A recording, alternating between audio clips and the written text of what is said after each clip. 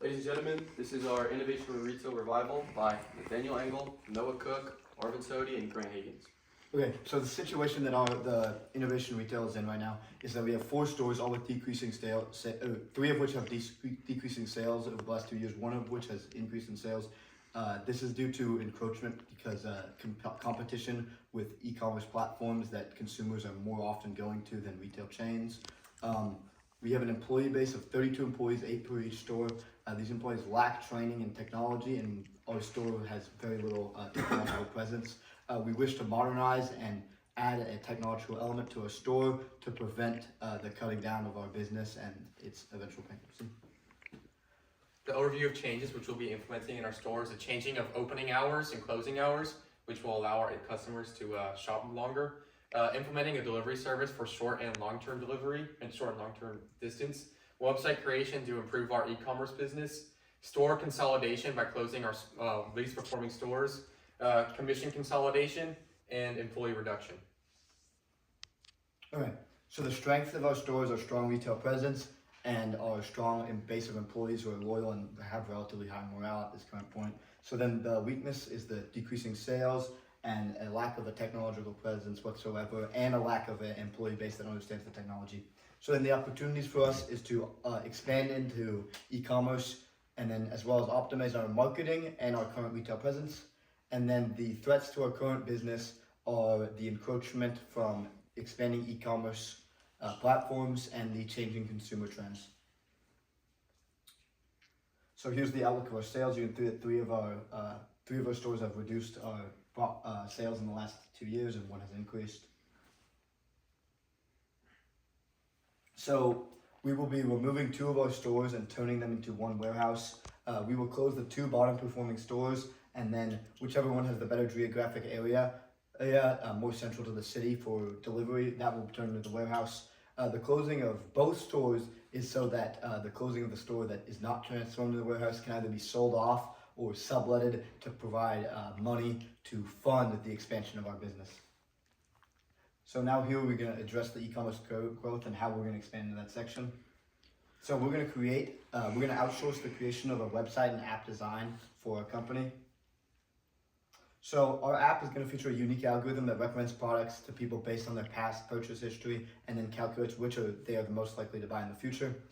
In addition, it'll use push notifications to get people's attention and bring them into the app. Specialized deals and sales will be given out to people to give them a fear of missing out and a sense of urgency to buy our products.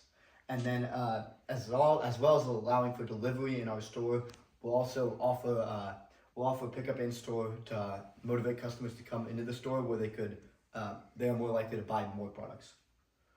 So we're going to develop a specialized delivery system, both short and long term, with different methods to combine with our app and website.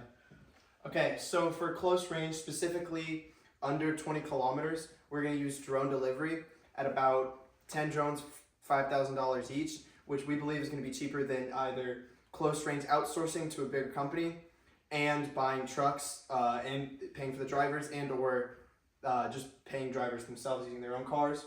And then for long distance delivery, we're going to outsource to a major shipping company like FedEx or Amazon. And then we're going to use our fast delivery because our drones will be able to deliver in under 2 hours. I think that's a huge marketing point. And we're also going to use the fact that we're partnered with a big company to boost our credibility. And then one of the biggest problems with our business right now is we believe the current hours are leading to the sales reduction. Because Monday through Friday, weekdays, while people are working, the stores are open, so the only time they can come in is at lunch. Saturday, we believe, is not open nearly long enough because the highest retail hours on a weekend are 2 to 4. Also, it serves as a detriment based off the fact that it's closed on Sunday.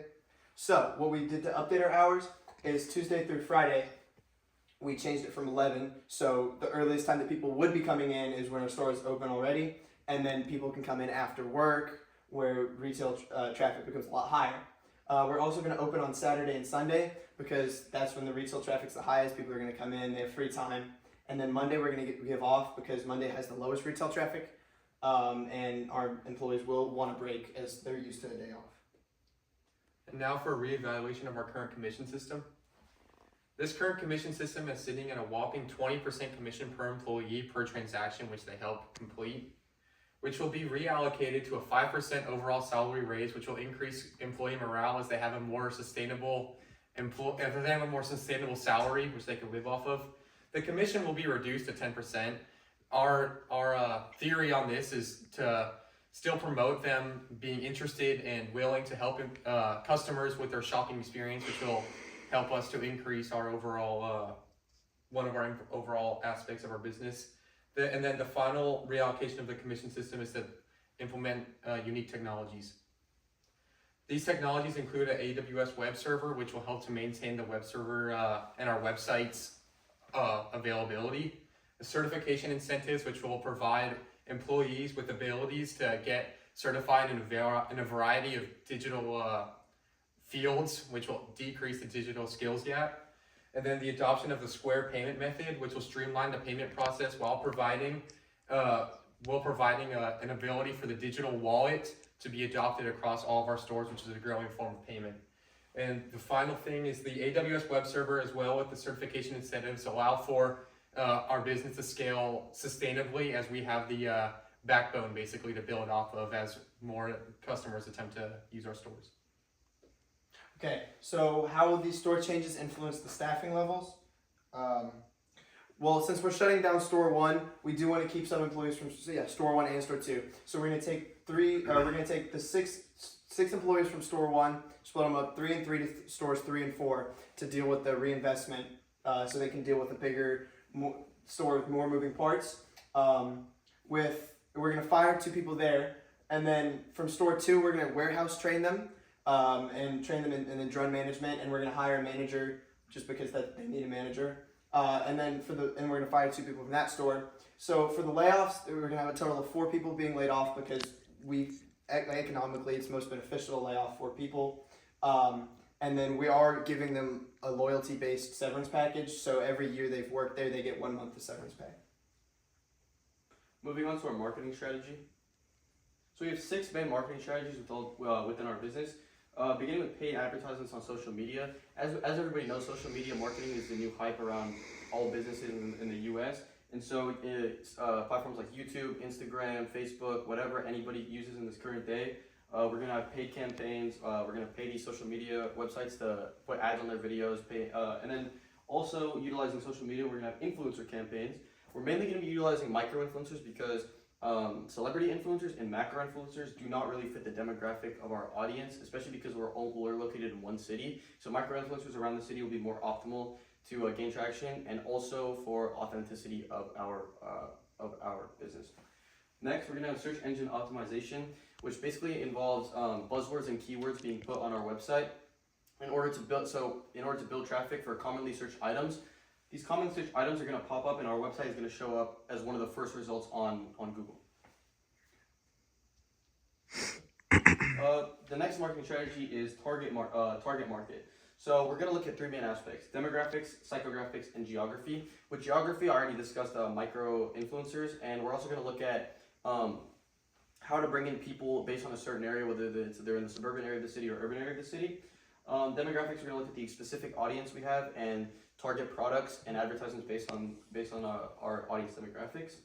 We're also going to implement Army of Advocates. This involves picking up real consumers that actually use our products daily and putting them in advertisements by giving them incentives like coupons, discounts, and different incentives like that, and they can earn rewards just for speaking their actual mind about our products. And then permission marketing involves just SMS and email marketing and using high-touch strategies as opposed to cold calling. Now to overall, just recap of addressing the issues, we're going to have a growth in employee morale by increasing an overall salary, a reduction in the digital skills gap by increasing the payment for gaining digital certifications, a balancing of resources away from our brick and mortar stores and into our e-commerce business, and which will include our overall growth in the e-commerce business and the development of our website and overall delivery services, while changing consumer behavior by adapting to the digital wallet primacy and the growth of devices like Apple Pay and other things.